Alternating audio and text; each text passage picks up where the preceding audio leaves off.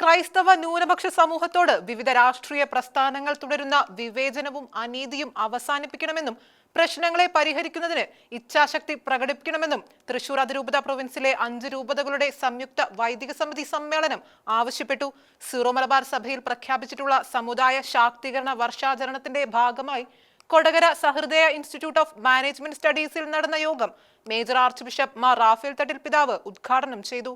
അടുത്തുവരുന്ന നിയമസഭാ തെരഞ്ഞെടുപ്പിൽ അധികാരത്തിലേറാൻ ക്രൈസ്തവ സമൂഹം വർഷങ്ങളായി ഉന്നയിക്കുന്ന പ്രശ്നങ്ങളിൽ എന്ത് നടപടി സ്വീകരിക്കുമെന്ന് രാഷ്ട്രീയ കക്ഷികൾ വ്യക്തമാക്കണമെന്ന് തൃശൂർ അതിരൂപത പ്രൊവിൻസിലെ 5 രൂപതകളുടെ സംയുക്ത വൈദിക സമിതി സമ്മേളനം ചോദ്യമുന്നയിച്ചു. ക്രൈസ്തവർ നേരിടുന്ന പ്രശ്നങ്ങളിൽ രാഷ്ട്രീയ കക്ഷികൾ സ്വീകരിച്ചു പോരുന്ന അലംഭാവവും തണുപ്പൻ നയവും സമ്മേളനം ചർച്ച ചെയ്തു. മലയോര കർഷകൻ നേരിട്ടുകൊണ്ടിരിക്കുന്ന ജീവൻ മരണ പ്രശ്നങ്ങൾ തെരഞ്ഞെടുപ്പ് വേളയിൽ പോലും കാര്യമായി ചർച്ച ചെയ്യപ്പെടുന്നില്ല. കർഷക മരണങ്ങൾ തുടരുന്നു. കാർഷികോൽപ്പന്നങ്ങളുടെ വിലത്തകർച്ചയും വന്യജീവി ആക്രമണങ്ങളും കടക്കെണിയും അവഗണിക്കപ്പെടുകയാണ്. ഇടതുപക്ഷ സർക്കാരിന്റെ മദ്യനയം കുടുംബങ്ങളെ തകർക്കുന്നതും വഞ്ചനാപരവും തിരുത്തപ്പെടേണ്ടതുമാണെന്നും യോഗം വിലയിരുത്തി. സീറോ മലബാർ സഭ major archbishop Mar Raphael Thattil ഉദ്ഘാടനം ചെയ്ത യോഗത്തിൽ തൃശൂർ ആർച്ച് ബിഷപ്പ് മാർ ആൻഡ്രൂസ് താഴത്ത് അധ്യക്ഷനായിരുന്നു. ഇരിങ്ങാലക്കുട രൂപതാ ബിഷപ്പ് മാർ പോളി കണ്ണുകാടൻ, പാലക്കാട് രൂപതാ ബിഷപ്പ് മാർ പീറ്റർ കൊച്ചുപുരയ്ക്കൽ, രാമനാഥപുരം ബിഷപ്പ് മാർ പോൾ ആലപ്പാട്ട്, ഹൊസൂർ രൂപതാ ബിഷപ്പ് മാർ സെബാസ്റ്റ്യൻ പോഴോലിപ്പറമ്പിൽ, ബിഷപ്പ് മാർ ബോസ്കോ പുത്തൂർ, വിവിധ രൂപതകളിലെ വികാരി ജനറൽമാർ, കൂരിയ ഭാരവാഹികൾ, പ്രസ്ബിറ്ററൽ കൗൺസിൽ അംഗങ്ങൾ എന്നിവർ പങ്കെടുത്തു. റവറൽ ഡോക്ടർ ജെയിംസ് കൊക്കാവയലിൽ, റവറൽ ഡോക്ടർ മാത്യു ഇല്ലത്തുപറമ്പിൽ, doctor Mary Regina, professor KM Francis എന്നിവർ ക്ലാസുകൾ നയിച്ചു.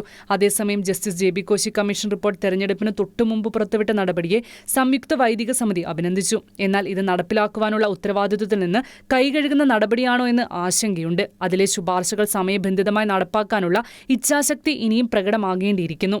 അധികാരത്തിൽ ഇരിക്കുന്നവരും ഭരണം പ്രതീക്ഷിക്കുന്നവരുമായ രാഷ്ട്രീയ കക്ഷികൾ ഇക്കാര്യത്തിൽ എന്തു ചെയ്യുമെന്നറിയാൻ ക്രൈസ്തവ സമൂഹത്തിന് അവകാശമുണ്ട്, ആകാംക്ഷയുണ്ടെന്നും ചൂണ്ടിക്കാട്ടി.